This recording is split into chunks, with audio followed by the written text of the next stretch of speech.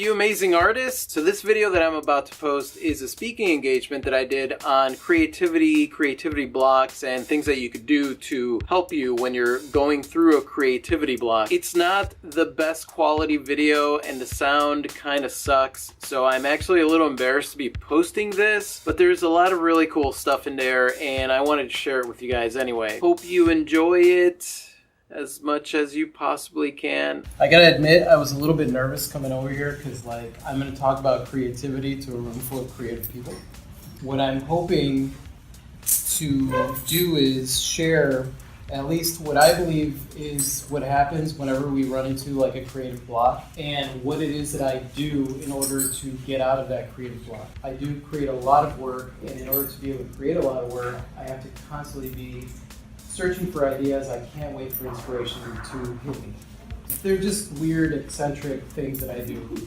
I wrote down notes because I tend to go off on tangents and I will be talking forever. So I'm going to start talking about creativity as if it is a fundamental human trait. So if you're not able to tap into your inspiration and creativity, it's because you're pinching it off. When I was younger, I was tested in school for an IQ because I did horribly in school, terrible in school. As it turns out, I was just lazy. I didn't like doing my work. So there was some research that was conducted back in 1968, tested 1,600 children and at 5 years of age.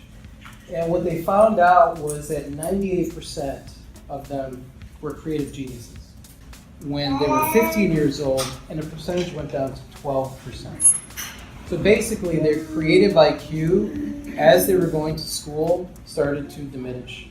You don't need creativity there, you just need people to follow directions. You learn what it is that you do at the workplace, wake up at a certain time, show up in class, do what you're told, follow directions, and then you do the same thing at work for the rest of your life, and you don't really use that much creativity unless you have a creative job. Everybody here has an imagination, yes? A good one. Nobody here struggles with their imagination. I go into these self-pity ruts where I'm like, I'm not creative and everybody else is great. And then I remember that I'm using my imagination to do that because I'm picturing myself being this crap artist in my imagination and making things worse. So it's almost like take your imagination and use it for good instead of, self-deprivation or evil. Yeah, exactly. What you want to do is kind of just play a game with yourself to see how abstract you can make your thoughts, because as artists, we think in an abstract way. I don't know if any of you have ever experienced trying to have a conversation with somebody who's not an artist and trying to describe something and them just kind of looking at you what I found is that when I'm really stumped on something, the best thing to do is think about it. Okay, so you think about it, but you don't try to solve it right then and there. You just kind of think about it, and then you lay down, right? Clee, whenever she comes into the studio and I'm laying on my couch, she's like, are you doing research? Because that's what I'm doing. It's almost like the answer is always in front of you, but because you're stressed out about it, you can't see it. I try, if you go to Wikipedia, the main page on Wikipedia, they have the random article button. So when I want to think a little bit outside of the box where I'm not really sure, okay, what content am I going to paint? What am I going to do?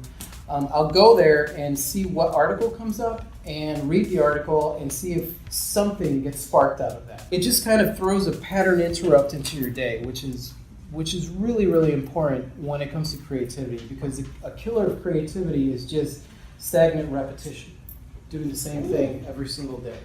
Which is easy for me to do as an artist because I spend a lot of time in my studio. Keep a creative journal. I use my calendar. So I write all my creative ideas in here. I write down thoughts, ideas, observations, sketches, just anything that, just in that moment. Because, man, sometimes, you could be taking a shower and you're like, oh, I have the best idea ever, and you want to. Clee will actually run out of the shower. Also, another thing that I think about with creativity is your environment. So sometimes for me, it's better when it's quiet, like a nice quiet place to think about something. Sometimes it's being out in nature. Sometimes it's going to a coffee shop or like a pub and just sitting there and you hear all those noises in the background.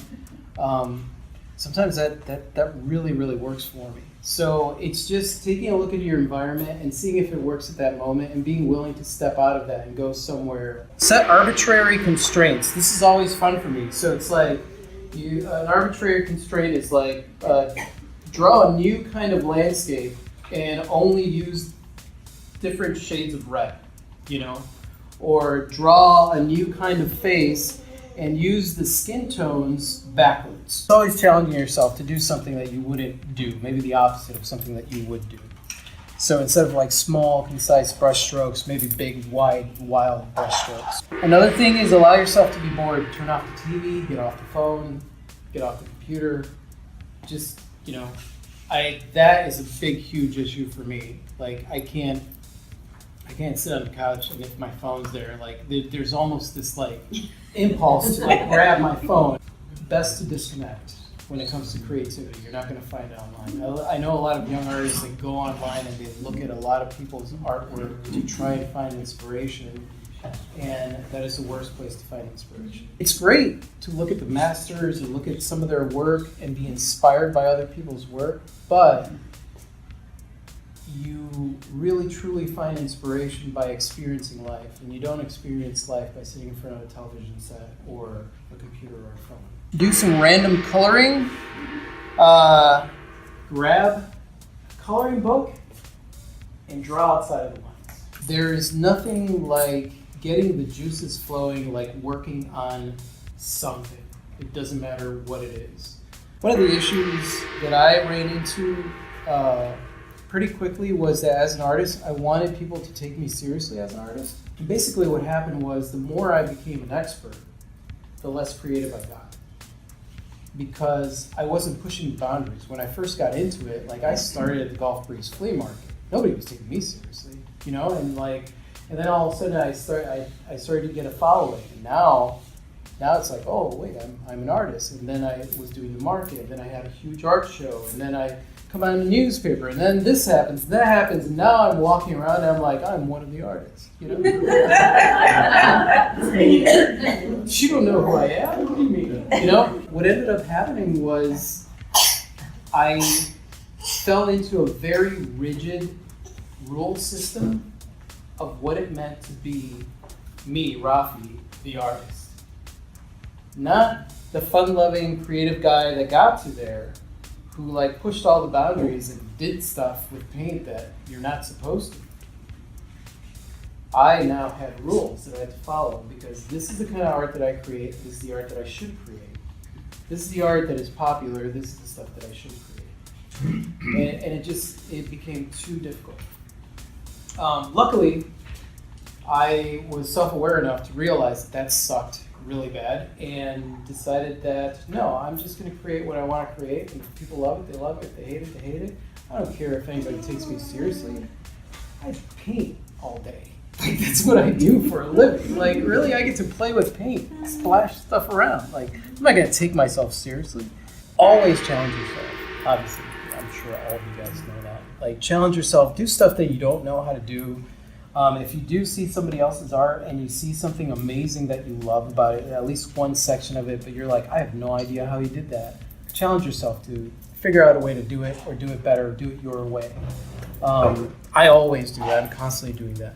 I love art so much. I love other people's art. I love my art.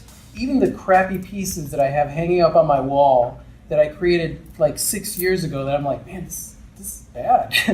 I love those pieces. Learning stuff that has nothing to do with art, just stuff that you're interested in, actually broadens your knowledge and is capable of adding to your creativity. Let the sun shine in and open your windows. Living in Florida, you know that there are very limited days where we can do that. It's very hot and humid out, but let the sun shine in. So stay away from stress and time shortage. I'm going to get really weird on you. Time does not exist. It seems like it does, but it doesn't. I spend a lot of my time, I have spent a lot of my time worrying about time, and thus being completely not creative because I was worried about time. And had I eliminated that worry about time, I would have definitely had more than enough time. and just get happy. Do whatever it takes to get happy. I cannot create if I'm not feeling good. I can't create unless I am excited about the day. And that doesn't mean that I wake up every morning like with birds flying around me or, singing songs. There are mornings where I wake up and I'm not in a happy state. And I know that on that day I have to do whatever it takes to put myself in a good place. Simple as that.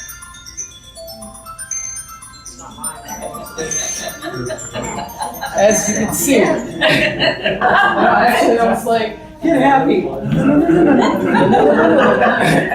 So basically what it comes down to, if there's something that you want to do, just do it, creatively speaking, no matter what it is, even if it doesn't sound creative. And I'm sure that all of you guys know this. Our biggest regret is not our actions, but our inactions. So just get started. So I'm going to sum it up with something very simple. Experiment, take chances, try new things, and have fun. That's the answer to creativity. And that's it.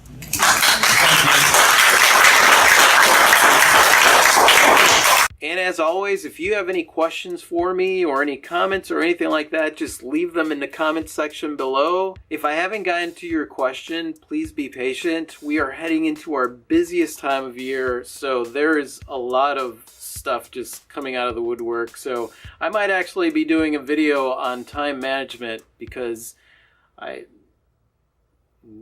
And thank you so much for watching, you guys. You guys are totally freaking awesome. I totally adore you. Totally adore you. If this is your first time watching us, this is not the quality of our videos usually. I mean, it's not great quality, but it's not that bad. But if you'd like to subscribe, you can click it right over here. Clea is not here because she's working on a project outside of the studio, so I will say good day for Clea and adios.